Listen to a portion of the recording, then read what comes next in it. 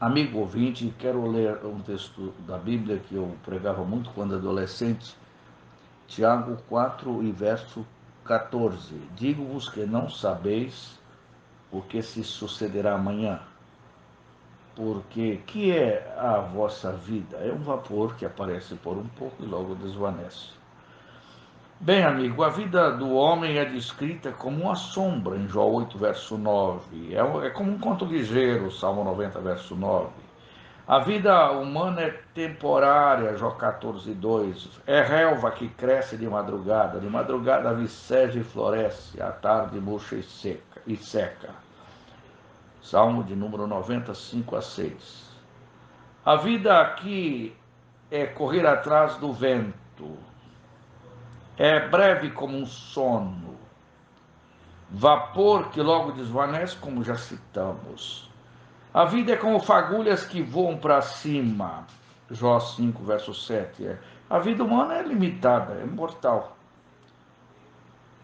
Coisa que eu diria podre, que se consome, roupa que a traça vai roendo. Assim é a vida humana, é transitória, larva e verme, Jó 25, 6. É como um sopro, é insatisfeita, tudo por causa das limitações que nos foram impostas pelo pecado. A vida, ela é pesarosa muitas vezes e ela torna até infeliz para muitos que não têm Jesus, sem sentido.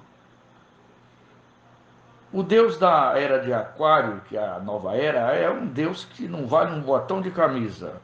É um Deus parecido com Baal, com Moloque, com Asgerá, que era uma deusa adorada pelos pagãos naquela época.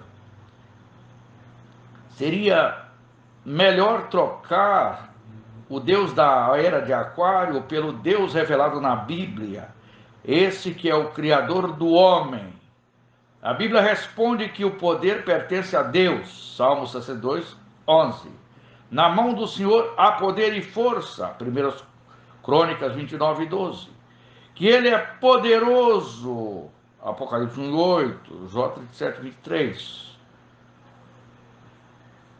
Que o poder, a força e a glória vem de Deus. A Bíblia também diz que o poder de Deus pode encher uma pessoa, que o poder pertence a Deus para sempre, que Deus tem poder para dar a vida e para tirá-la,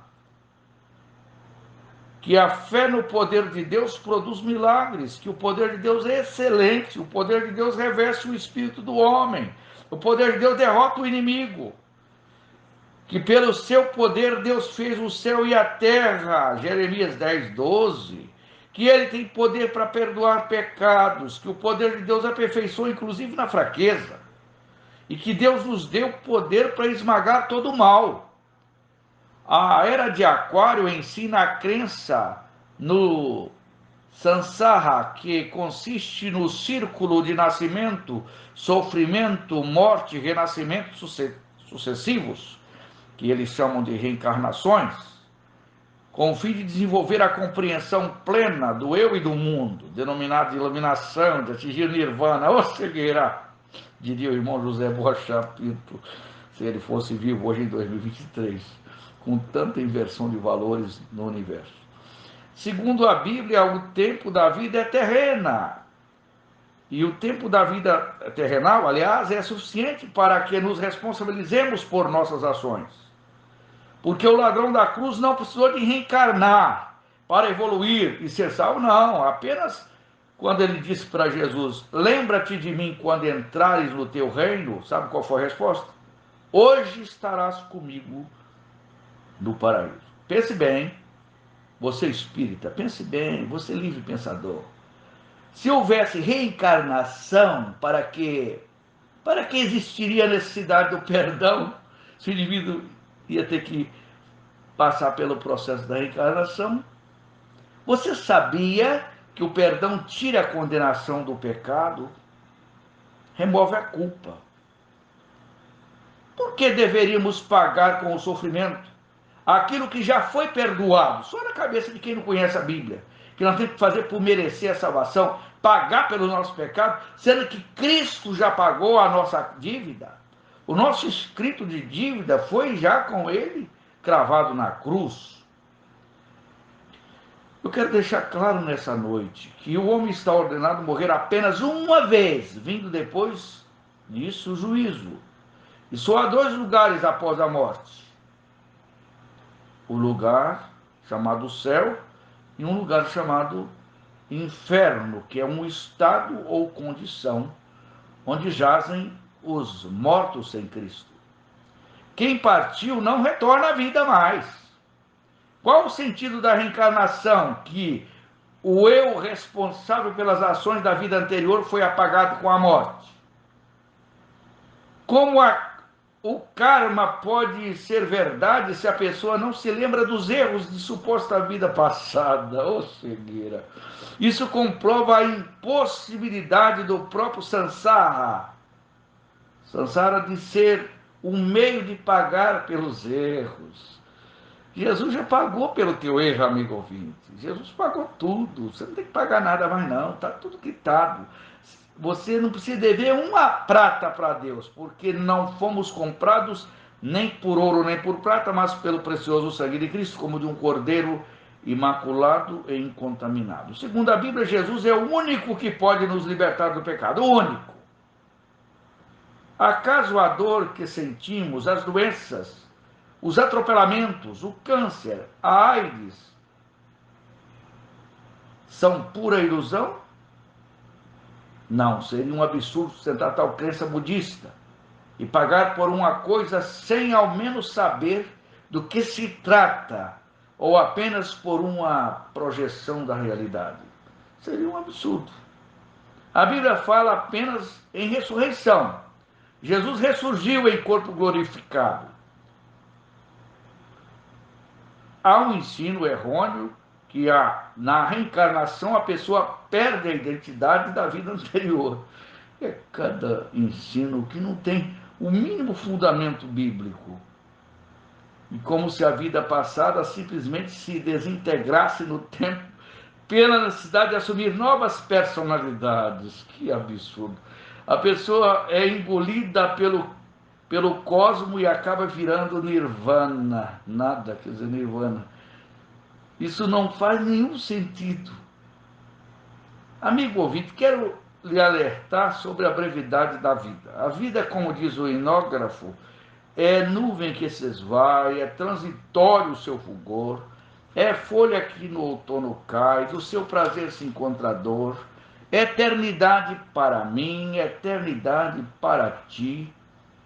Oh, qual será teu lar, enfim, saindo desta vida aqui? A Bíblia responde de forma clara que não há reencarnação. A Bíblia é muito contundente em afirmar que ao homem está ordenado morrer uma só vez, vindo depois o juízo. Mas eu tenho uma notícia agradabilíssima para te passar agora, nesse momento. Você sabia que você pode livrar-se do juízo? Pode livrar-se do juízo da condenação, da condenação eterna, desde que você aproprie-se do perdão divino, e para tal é necessário que você reconheças que és perdido, arrependa-se dos teus pecados e confesse a Jesus Cristo por teu Senhor e teu Salvador. Aí você verá o quanto Jesus o ama e como Jesus é capaz de proporcionar-lhe alívio e paz ao teu coração. No orgulho do teu coração, tu dizes, um absurdo o indivíduo pensar uma bobagem dessa: eu sou Deus, sobre a cadeira de Deus me assento. Não passas de homem e não és Deus, ainda que estime no seu coração como se fora Deus. Só o diabo mesmo para pensar isso, né? Subirei ao céu, acima das estrelas, e serei semelhante ao Altíssimo. O homem, portanto, não possui divindade interior. O homem chegou a amaldiçoar o dia do nascimento, no caso de Jó, no sofrimento tremendo que ele passou por ele, chegou a amaldiçoar o dia que nasceu. O homem se perturba quando vem o mal, o homem é imperfeito perante Deus, a vida do homem é transitória, como já frisamos, os dias do homem findarão, o homem necessita de compaixão, a vida do homem é como um sopro, O homem é condenado pelas palavras, o homem evapora como vapor, o homem comete abominações, o homem é frágil perante o seu Criador, a memória do homem é limitadíssima, os dias do homem são passageiros, o homem blasfema contra Deus todo momento, o homem necessita de cura da alma. Mas para isso ele precisa reconhecer que ele é uma chaga podre da cabeça até os pés, porque Deus, quando faz o diagnóstico do homem, a conclusão do seu diagnóstico é que o homem é uma chaga podre, não exprimida, nem amolecida com óleo e nem atadas com ataduras. Toda a cabeça do homem está doente, todo o coração do homem está fraco, Isaías 1:5. O homem desde a planta do pé até a cabeça não há nele coisa sã, senão feridas, inchaços, chagas podres, não exprimidas, nem amolecidas com óleo e nem atadas com ataduras. Mas queres agora receber a purificação dessa chaga podre? Reconheças que és pecador. Creia no Senhor Jesus, pois terás vida em olhar para Jesus Salvador. Ele diz: vida eterna eu te dou. Ouve então, pecador, considera esse amor. Vê Jesus que na cruz expirou, vê e viverás. Faça isso, porque Jesus é tudo para mim e pode ser para ti também. Ouça Davi e Beatriz cantando esta belíssima faixa musical.